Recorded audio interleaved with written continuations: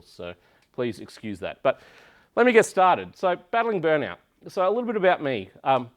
My name is Brendan Graham. A lot of people know me as Turtle or Turtleator on a lot of the socials as well. I am a principal engineer at MakerX. MakerX is also sponsoring tonight, so there's our company there, and you'll see photos on there in a few places. So MakerX is I'll do a little bit of spruiking about MakerX first. MakerX is a company that's been around for 2.5, almost 3 years now. So we specialize in trying to work with startups and ventures, but we'll help other people innovate as well in getting digital products to market. So that involves building products, doing market research, doing a lot of user experience sort of stuff. We've got people that have a lot of experience in like venture building stuff as well. So we're starting a new part of the business around like a venture building sort of side of it, which sort of focuses around trying to find funding and helping founders to really get their products to market. So that's what MakerX is. We've been around for a few years. If you're looking for help in any of that space, please reach out, and we're always keen for a chat. So, but more about me. So I'm a principal engineer at the moment. I've been a consultant for a very long time. I've been doing IT for probably getting up to 25 years now. I was consulting for a very long time in all sorts of sides of business, government, enterprise, small business. I've been a very long-term developer as well. I'm one of the hosts of the .NET user group here, but tonight I'm a presenter. But one thing you will not see is I am not a mental health professional. So if there's anything I say tonight which triggers anything, please go speak to a GP or a mental health professional, because I'm not it. Happy to talk anyway about anything, but that's where you can get real proper help. So don't take what I say as gospel, but I have been through burnout myself. I went through it about 5 years ago as well, and since then I've dug into it further and learnt some stuff, and I've been sharing that with various places since then. So today I'm going to talk about what is burnout, why should we care about burnout, how do we recognise burnout, what do we do if we think we're burning out, how do we help others, and then how do we prevent burnout. But to start with, story time. Sorry, that's very pink, I realise. So I'll tell the story of my burnout. So about 5 years ago now, I'd been consulting for a very long time, and I felt at the top of my game. I was full of confidence, and I'd had a long list of really successful projects behind me.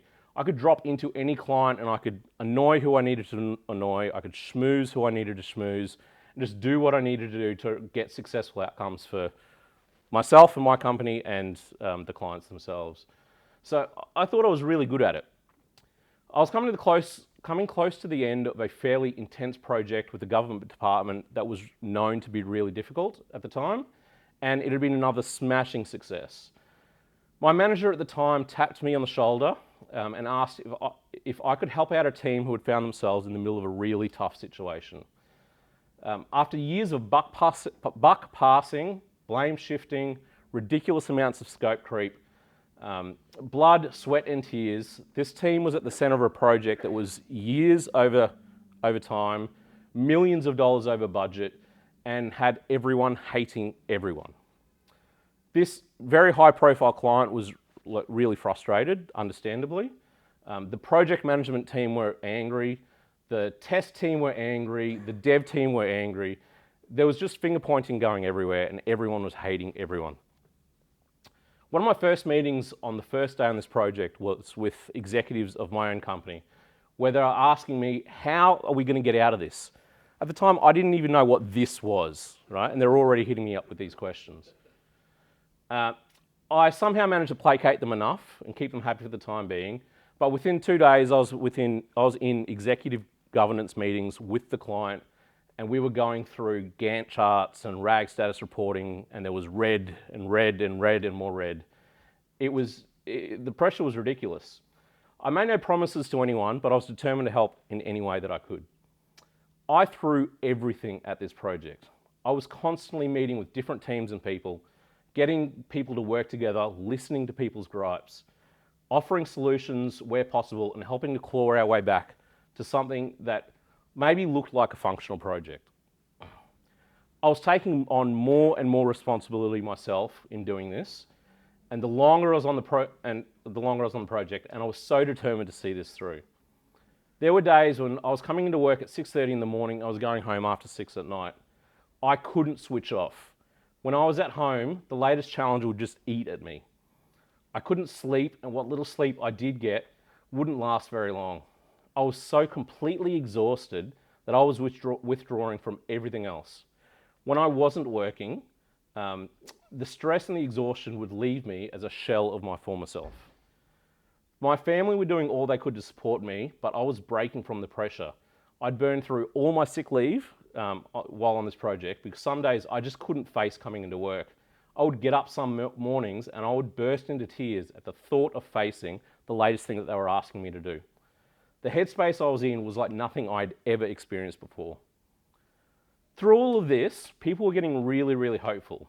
It was working and we were starting to get glimpses of light at the end of the tunnel. I was getting really positive feedback from everyone around me, and we changed it from having no idea when we could possibly finish to maybe conceivably seeing the next release window by the skin of our teeth. Of course, the executives started to celebrate this, which didn't help the pressure at all. When it became apparent that we wouldn't reach that release window at the current pace, the executives then tried to railroad me into agreeing that myself and I would, my team and I would work weekends to get it through. And that was it. That was my breaking point. Weekends were my last sliver of recovery from the stress of the rest of the week. After we'd finished that meeting, I left the client, walked back to the office alone. I locked myself in an office and spent the next hour fighting back tears, writing an email about everything that the project had done to me and how I couldn't deal with it anymore. I'd addressed that email to my manager, the project manager, and 2 different executives from my company. I hit send, I left the office, I called my wife to pick me up, and I immediately went on stress leave. I'd burnt out. Quite a bit has changed for me since then, but I still have scars from that experience. I do talk about it now because it helps me to face my own anxieties head on and hopefully help other people become a little bit more comfortable to talk about their own problems. And that's the biggest thing that I want people to take away from this session. We need to talk more and share so that more people don't feel like they need to face stress and burnout alone. So, what is burnout? Well, there's been a bunch of studies into burnout and its effects. There's been a lot in the United States, some in Australia, and quite a few in Sweden, which I'll reference tonight.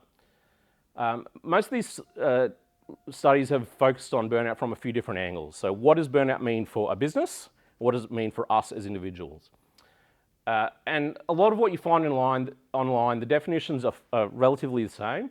The one that resonates the most for me is that burnout is a state of complete mental, physical, and emotional exhaustion. Back in 2019, the World Health Organization released their own classification for burnout within the context of an occupational setting. They said, burnout is a syndrome conceptualized as resulting from chronic workplace stress that has not been successfully managed. It is characterized by 3 dimensions: feelings of energy depletion or exhaustion, increased mental distance from one's job, or feelings of negativism or cynicism related to one's job, and reduced professional efficacy. Burnout refers to phenomena in the occupational context and should not be applied to describe experiences in other areas of life. So there's a few things you can see from what the World Health Organization have said here. The first is that they don't classify it as a medical condition. They consider it a syndrome, which is a step back from that. And they really focus around burnout in an occupational setting. They say that when they say it should not be applied to describe experiences in other areas of life. And that part doesn't really sit well with me because it ignores all these other factors that can really contribute to burnout. And it also doesn't include a large portion of the population where their burnout is coming from other things. So this includes carers who might be dealing with disabled family members, volunteers who are giving their time and effort to help a particular cause, or people who are just sinking excessive time and effort into their own hobbies and pastimes.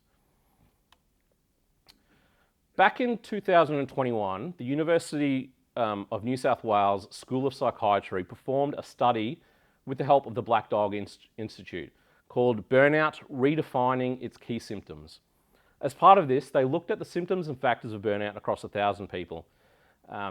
This study was led by Professor Gordon Parker, who found that while further studies are required to tease out these questions in greater depth, we can now see that this condition affects different people in the same way, regardless of occupational background across a number of factors. He also found that, interestingly, our findings also show that burnout doesn't exclusively affect those in paid employment, which sits with me a lot better because it's starting to refer to those parts of the population that are getting burnt out from other areas of life. So, why should we care about burnout? Well, obviously, we're all people, we're all humans, we should care about other humans, but ultimately it doesn't really help anyone when we're burning out. But we can look at this from both sides, as the studies have, for what it means for businesses. Why should businesses care? Why should we care ourselves? Back in 2008, Medibank created a report on the cost of workplace stress to businesses. And some of those findings from that study are that presenteeism and absenteeism are costing the Australian economy $14.81 billion. This is back in 2008, so obviously that figure would be considerably higher now. But it's costing employers alone $10.11 billion.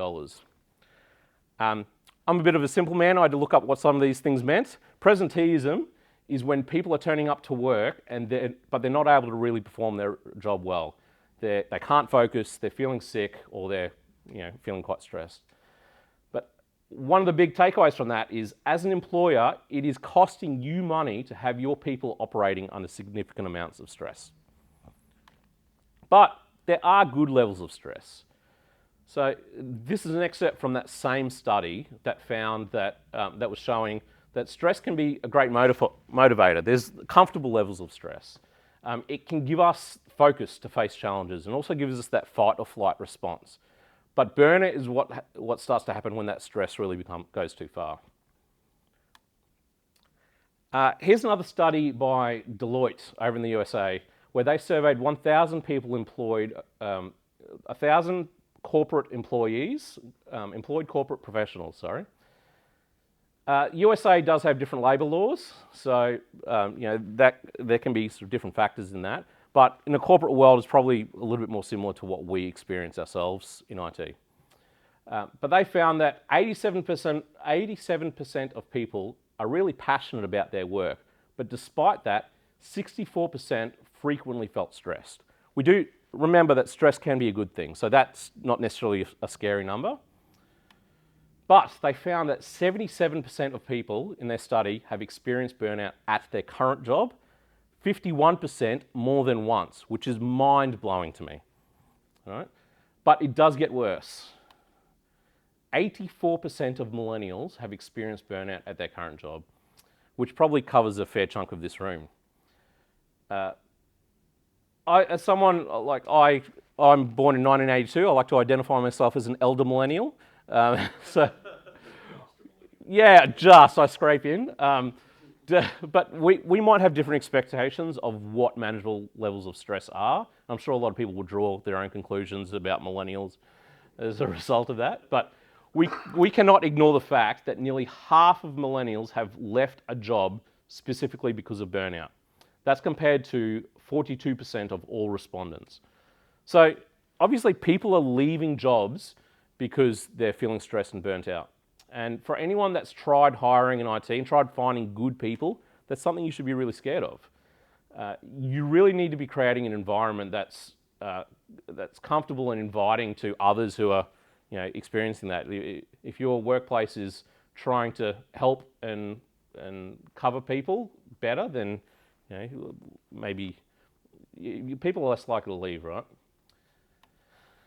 So there was another study out of Sweden back in 2020 that looked at the long-term follow-up of residual symptoms in patients treated for stress-related exhaustion. Now, Sweden is quite a progressive country in recognising and treating burnout. Back in 2003, they actually formally recognised burnout as formally recognised clinical burnout or exhaustion as a medical condition. So they took it a step further than what the World Health Organization have done. But despite that, it is still an issue and was the most common cause for Swedes to be off work back in 2018. They found that 1/3 of people were still considered exhausted, clinically exhausted 7 years later. So they were still feeling that, all the same symptoms of burnout. Most people still reported residual symptoms 7 years later, such as decreased stress tolerance, extreme fatigue, sleep problems, cognitive problems. They also concluded that these long-lasting symptoms were actually a major concern and a really large cost to society over in Sweden. But one of the big things that we can take from this is that burnout symptoms are long-lasting.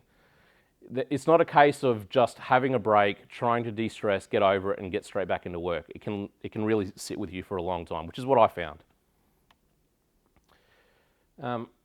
But how do we recognise burnout?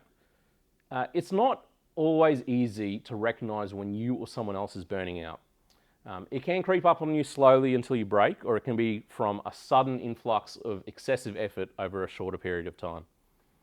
For me, I knew I was working under incredible amounts of stress, but I kept telling myself that I've just got to see it through. I just got to keep focusing on that next challenge, and I can rest once I'm finished. I can do it, until suddenly I couldn't. Of course, hindsight is 20/20, and I can see plenty of really destructive behaviours in what I was doing at that time. So it's not that surprising that I burnt out. But it's not always one thing or another that can cause burnout, and there can be a range of things that can contribute to it, from both work and your personal life. From a work side, work-related causes of burnout can include working in a high-pressure or disorganised environment, doing work that you don't find exciting or challenging, having unrealistic expectations placed on you, not being recognised or rewarded for your good work, feeling like you have little or no control over your work. From a personal side, your lifestyle-related causes of burnout can include taking on too many responsibilities, including carer responsibilities, not getting enough sleep, not having enough time to relax and recharge, not having enough close, meaningful relationships, and not meeting your own unique needs, such as if you're an introvert and you're spending too much time around other people and you're not getting enough quality time yourself. Many of the common symptoms of burnout are probably not all that surprising. The symptoms reported by University of New South Wales studies reported anxiety, depression, irritability, poor sleep, lack of passion, lack of focus, withdrawing from others, physical symptoms, and emotional fragility. And I ticked nearly all of them off. It's not always the same for everyone though, and you may not experience all of these symptoms. People can actually battle through a lot of these and mask them quite well as well. So it's not always obvious to see these symptoms in others. But so it can be really challenging to recognise burnout. But if we start to look at someone's typical behaviours, you might start to see and notice different things. Do people seem more withdrawn than usual? Does it seem like they have other things on their mind a lot? Are they engaging with others around them differently? So are they getting angry quickly or upset easily? Or do they generally seem indifferent to what's going on around them? I had people say to me that they were really concerned with how I was, and they were worried that I wasn't really as well as I was presenting myself to others. And of course, I tried to laugh them off and dismiss all their concerns at the time.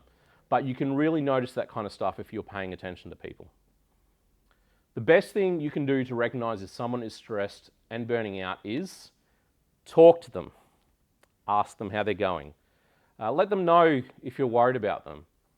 Good leaders should be checking in on their people regularly anyway, and hopefully noticing changes in behaviour and attitudes.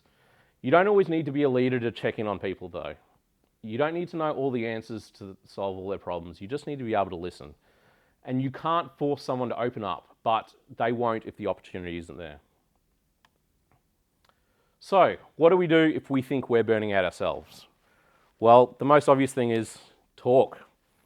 Some people, you might be able to rest and recover and deal with things on your own. And I'm sure there's a lot of people out there who attempt that, whether they're successful or not. But talking to people is the best thing that you can do. Share what you're going through with your leaders and managers. They most likely have the most influence on the work that you're doing and can look at changing things up for you. Many employees will also have an EAP or Employee Assistance Program. These are generally organisations that your company will partner with that can offer you and your immediate family counselling services. They are completely confidential and won't share anything with your employer.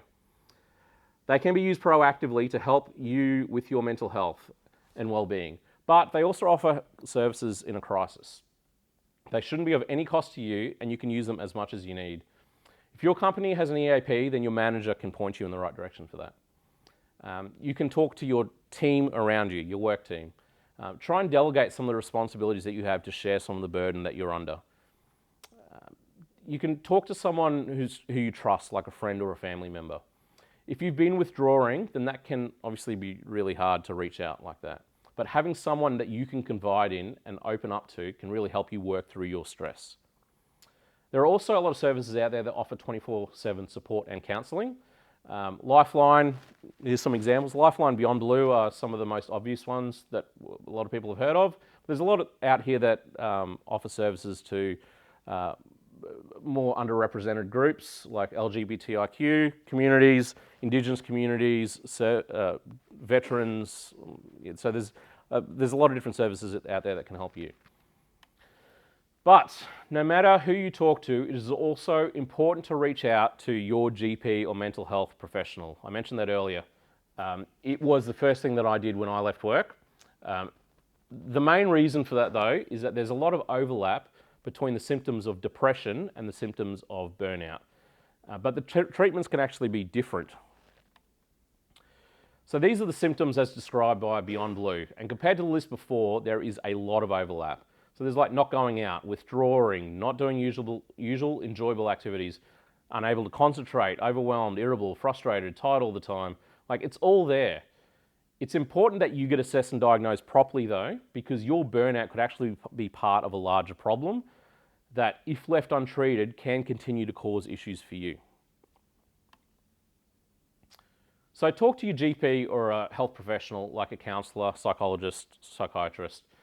It's probably the best thing you can do. And like I said, when I left work, it's the first thing I did is book in to see my GP. But there are other things a GP can do for you. They can give you a medical certificate so that you can get some time off that you need. They can ask you a series of questions and perform a mental health assessment on you, and they can work out what the right diagnosis and treatment is for you. They can help you with your symptoms, medically or otherwise. It might just be for some temporary relief, but it's amazing what a few good nights of sleep can do for you, even if it is medically induced. They can prescribe you other medications to help you manage your stress levels. You'd probably be amazed at how many people around you are actually medicated in some form or another. And it's nothing to be frowned upon, right? If medication can help you get back to good, moderate your thinking, get your moods back to what you consider normal and doing what you enjoyed beforehand, then that is a good thing. And you can work with your GP to wean yourself off that afterwards as well, if you like. They can also create a mental health plan and refer you to other mental health professionals. With this, you can actually claim up to 20 sessions a year, unless Medicare has changed that recently. It's back to 10 now, but still, they can help you claim up to 10 sessions a year, and a mental health plan will actually cover a lot of those fees, depending on what the fees are of the professional themselves. But the general advice for dealing with burnout specifically is to actually target your stress levels. So this can be done in two different ways, right? You can remove or reduce the factors that are causing you stress. And this can be easier said than done. If you can get some time away from work or wherever you've experienced that stress, then that can definitely help you. I did that, and I was off work for 3 weeks, and then it took another 2 weeks to ease back into work when I did come back to start on a new project. So I got away from that project completely. If you do get time away, disconnect completely. Turn off your notifications. Turn off any work chats and emails. Go offline if possible, and try to get a complete break so you can spend some time to recover. If for whatever reason you can't get time away, then see if there's something else that you can do for a while. There might be a different project or a different role that you can perform so that you're getting away from the stressful situations that you were in. If none of that is possible, then there is always the option to find another job. But just be careful that you're not making any big rash decisions while you're in a highly emotional state, as stress can tend to create. So you want to be careful that you can eventually get back to whatever you considered normal beforehand, and making any big decisions like that may affect that eventual outcome. The other way of targeting stress, though, is to actually find ways to manage it better. Make sure that you're taking holidays regularly and spending time on things that you enjoy. There are other techniques like meditation and mindfulness that can help you bring about a sense of calmness and try and approach things with a level head. As I mentioned before, a GP can also help you with prescriptions that can help you deal with stress better as well. How do we help others from burning out? Well, if you've noticed some worrying signs in someone else, then what can you do? It's not easy, but good support can make all the difference for someone who's going through a really hard time. I'm lucky that I had my wife who supported me and listened and encouraged me while I was going through burnout myself. It's also important, though, to look after yourself, because looking after someone who's going through burnout can be very emotionally draining, and you don't want to put yourself in a situation where you end up struggling yourself. But the best thing that you can do is talk to them. It's really easy to check in on someone. Just ask how they're going, and more importantly, just listen to them. You don't need to provide the answers or solve their problems, just talk and listen. Be encouraging. That could just be positive affirmation, or it could be encouraging them to take the steps towards improving their own situation.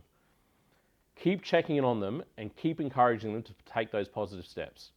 But remember, you cannot force someone to take action. They may not just be ready yet, or for whatever reason, they may not be comfortable talking to you. Don't be offended by that, because your offense is not what is important here. Just try to be there as best you can. As a manager, you actually have a legal obligation to minimize risks and incidents in the workplace that can be caused by stress. If there's a pattern of employees requiring time off from stress because you're not managing the risks to people's psychological health, then you can actually get yourself in a bit of trouble. Workplace health and safety laws refer to people's psychological health as well as their physical health, which a lot of people don't realize. So as a manager, you should be aware of your legal obligations to the people who are working for you. Many organizations will have policies or procedures for incidents to deal with stuff like this. So find out what they are. Know them, use them. They are there for a reason, even if it just seems like it's to cover your own ass. If you have an EAP, refer people to it. If you've been talking to them and checking on them regularly, you can proactively suggest they reach out to this before there's an actual burnout kind of situation. Use the EAP yourself. A lot of EAPs actually have tools to help managers who are trying to help people through burnout and stress and managing those kind of situations. So as a manager, you can use the EAP to find better strategies yourself. If you are able to and comfortable, you can talk to them about their stress management techniques. So you can suggest some courses of actions that they might take to help their own situations. You can encourage them to talk to their GP and suggest they use some of their leave to get some time off. Change up their work, rotate people through projects. Maybe just give them different tasks to do. Shift some of their responsibilities across their team to help lighten the load. If your entire team is struggling, then you've probably got bigger problems. You need to hire more people, or change the work you're doing, or maybe just change your expectations of your teams. Sometimes the best thing you can do, though, is just to say no to people who are trying to push work on teams or individuals. It can be very easy to say yes to others who are looking for your teams to do work, but you could just be creating more pressure, right? As a colleague, if you're worried about someone you work with, obviously try and talk to them about it first. Listen to what they say. You might have some insight or perspective on the situations they're dealing with that they may not realize themselves. So you can give them, some information that might help them to deal with their own situation a little bit better.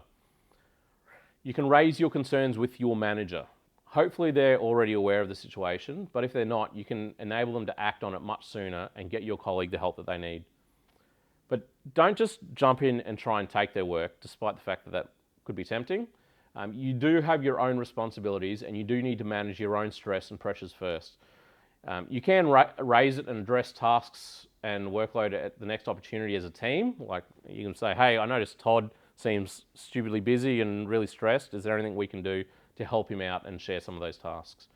So either manage it as a team, or try and get a leader or a manager to manage those situations.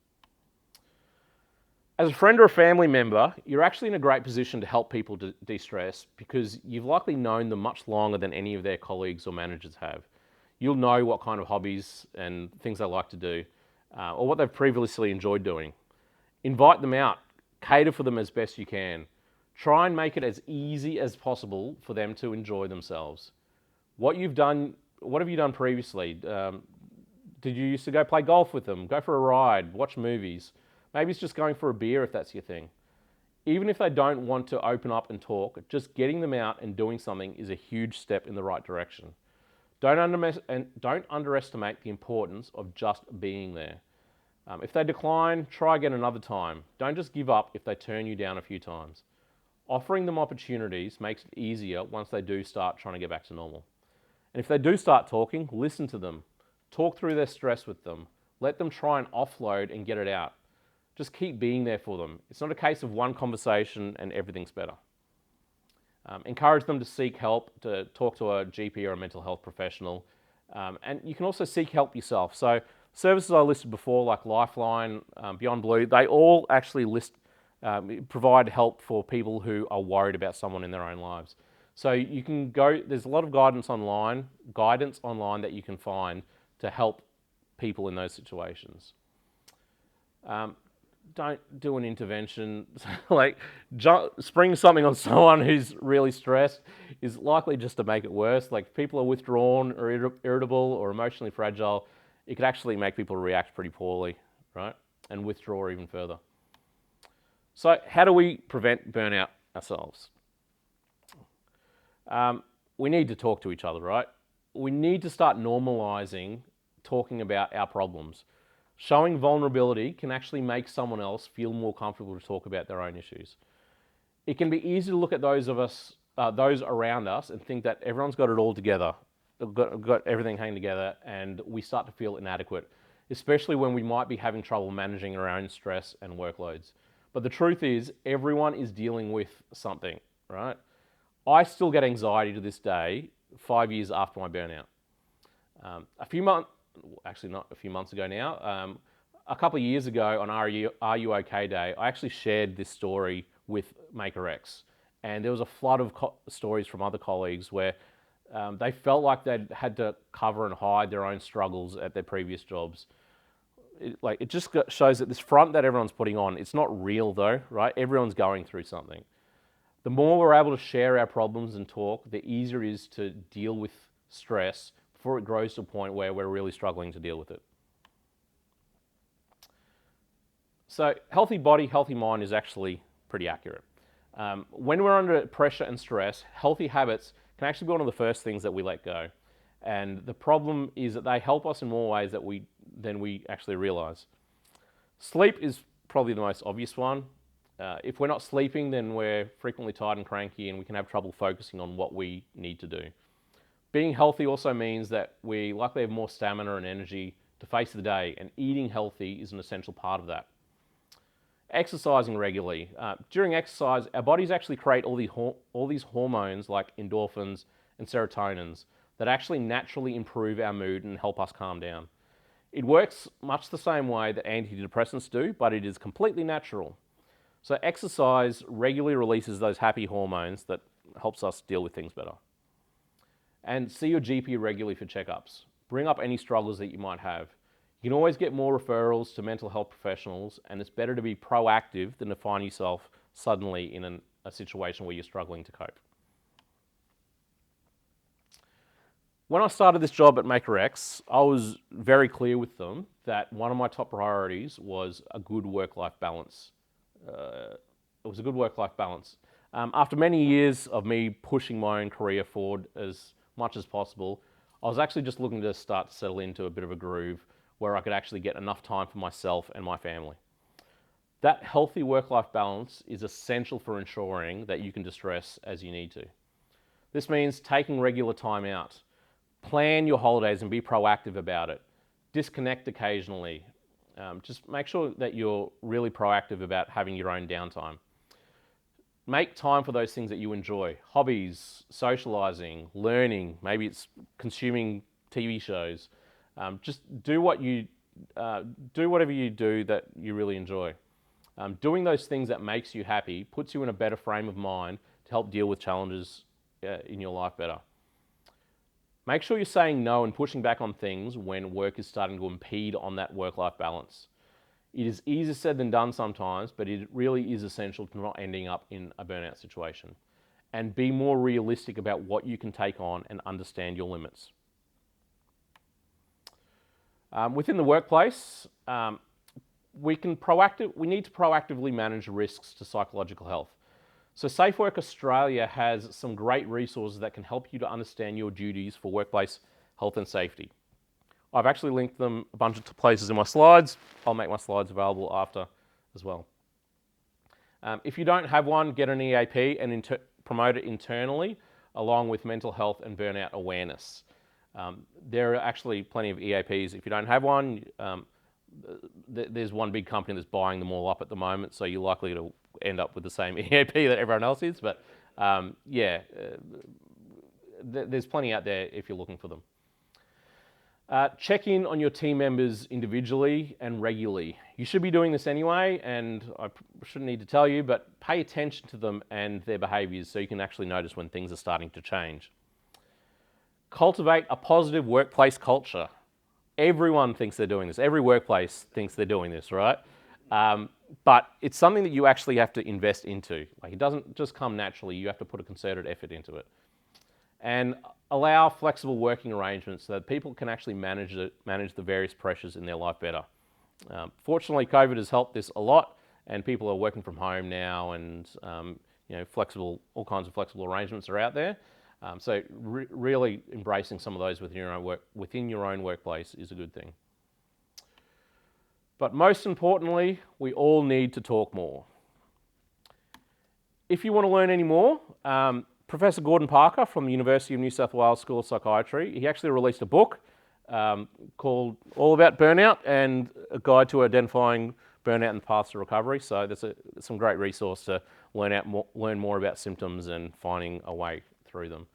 He's actually also one of the founders of the Black Dog Institute, which is an independent not-for-profit organisation that's all about medical research and focusing around mental health.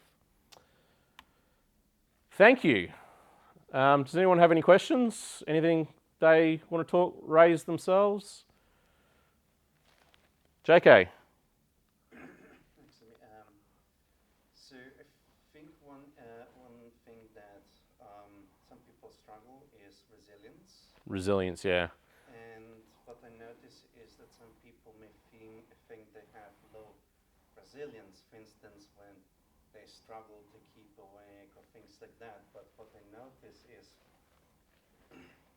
in some cases, what might be happening is that your body is actively fighting you to not continue. Yeah. But because of your resilience, you're actually pushing your body way beyond you're supposed to. Yeah.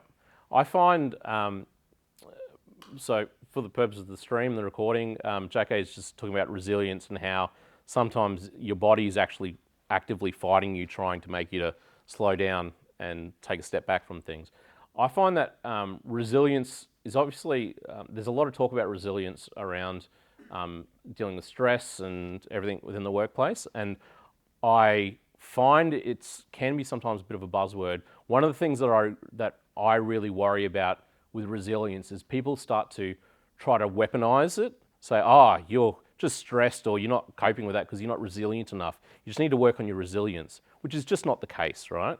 I like to think of resilience and my resilience kind of like a cup, right? Like, I can deal with stress up to a certain point. At some point, my cup is full and I've got no more resilience to give, right? Like, I need to make sure I'm taking time to let that cup empty a little bit, right? So yeah, resilience is a big thing. And you'll see EAPs have a lot of material. They love to push a lot of their blogs and their published material to try to help people deal with things before it gets to a situation where they're needing counselling services. But resilience is a big thing that you'll see all through EAP resources as well. So, yeah, thanks. Todd. Just on the topic of resilience, the school that our eldest daughter goes to is doing this thing called the Resilience Project. I don't know if anyone's heard of that. Yeah. It's a thing for teaching children and adults even how to, work on their things that improve their mental health.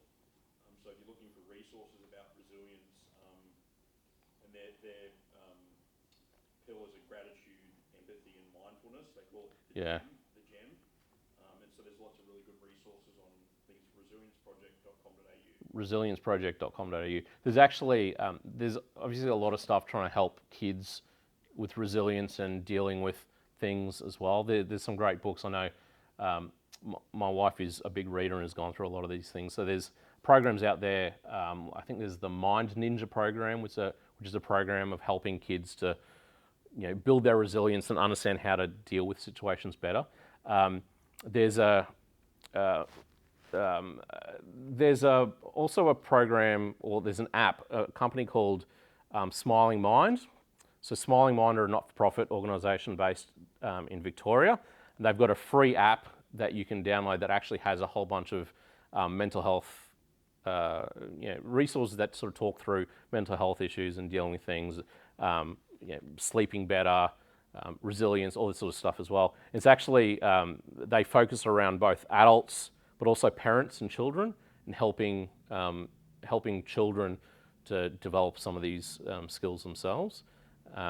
MakerX actually helped them very recently. I worked on a project where we were trying to helping them rebuild their app. So I like to think it's pretty good. But they also do a lot of programs with organisations. So organisations can set up partnerships with Smiling Mind to actually bring in resources similar to how an EAP does to help their staff as well. And they do programs with schools as well, focusing around children. So, yeah.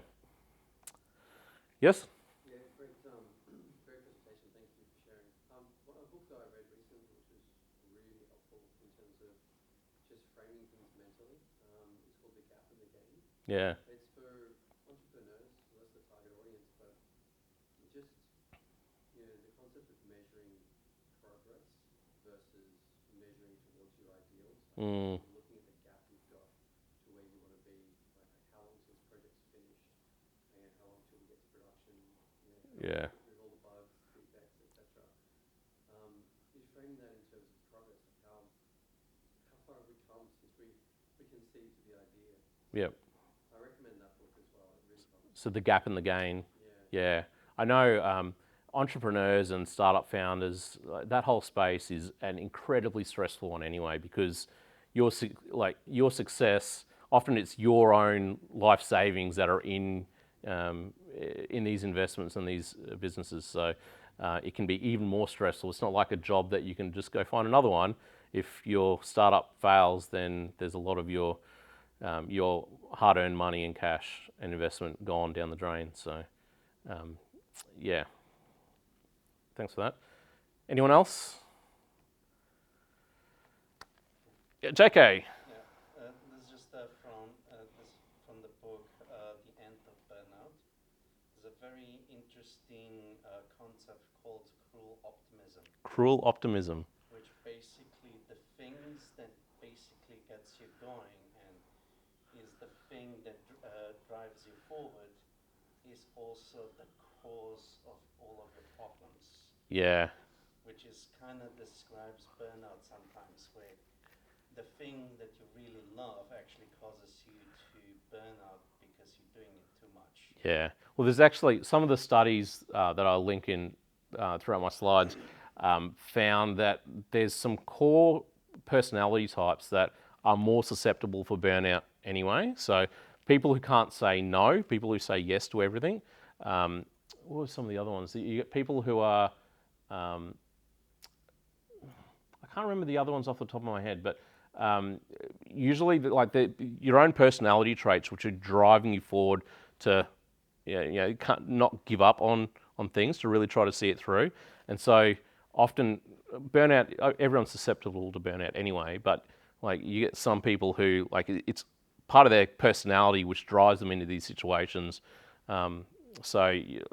Sometimes it can be quite a conscious effort to try to make sure you're battling the things that you're dealing with and finding those times to de-stress and stand back. Like I know myself, I've been very conscious and aware of myself and how I'm starting to react to situations and projects that I'm working on. So I'm much more proactive in calling out to my managers about things that, I'm starting to notice these behaviours in what I'm doing here, where I'm developing an unhealthy relationship with the work. And so I change it up proactively as a result. Whereas years ago, when I was so gung-ho about pushing forward through things, I wouldn't necessarily have done that. So like with the experience, while the experience has obviously brought on a lot of anxieties that I still deal with today, I'm also much more aware about myself and how to, try to prevent myself from ending up in that same situation. All right. Excellent. Anyone else have anything else they want to talk about? Cool. So in terms of the .NET User Group, thank you again for everyone who has come along. We do meet month to month, the first Thursday of every month. We're always looking for sponsors and presenters. So if you have anything that you want to, you've got an idea for a topic or something like that, then please reach out to Todd or I. We can talk to you about and help you develop that further. Or if you've got something up your sleeve that you just want to practice, we're quite a welcoming space. All right, we try to stop any hecklers and try to be fairly welcoming. We're happy to give you feedback and help you develop your presentations further as well.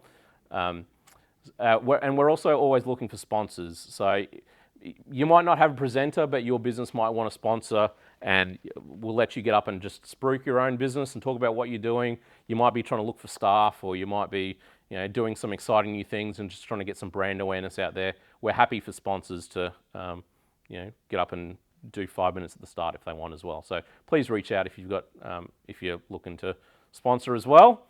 In saying that, a big thank you to MakerX for for sponsoring tonight. A big thank you to Telstra Purple. Telstra Purple gives us this space every month, and we are eternally grateful for that as well. Also, we've got another big thank you to a sponsor. JetBrains sponsors us month to month and provides us speaker gifts. So speaker gifts are always subscriptions for a product, an annual subscription for a product. Unfortunately, most of our speakers typically have the subscriptions. So if you don't have a JetBrains subscription or would like to try out one of their products, come up and have a chat to us later on, and I can give you a subscription. So thank you to JetBrains. I also brought some merch tonight, some MakerX merch. So if does anyone want a pair of socks, or I've got one water bottle to give out, I'm happy to. JK had some great top things there, so JK can have a water bottle. I think I already have this one. JK's not having a water bottle. But yeah. Well, you can have another pair. I've got 10 pairs of socks here. I'm happy to give away some socks. So come up and have a chat to me afterwards. But otherwise, thank you very much, and we will see you next month for Jason Taylor talking about clean architecture. So thank you.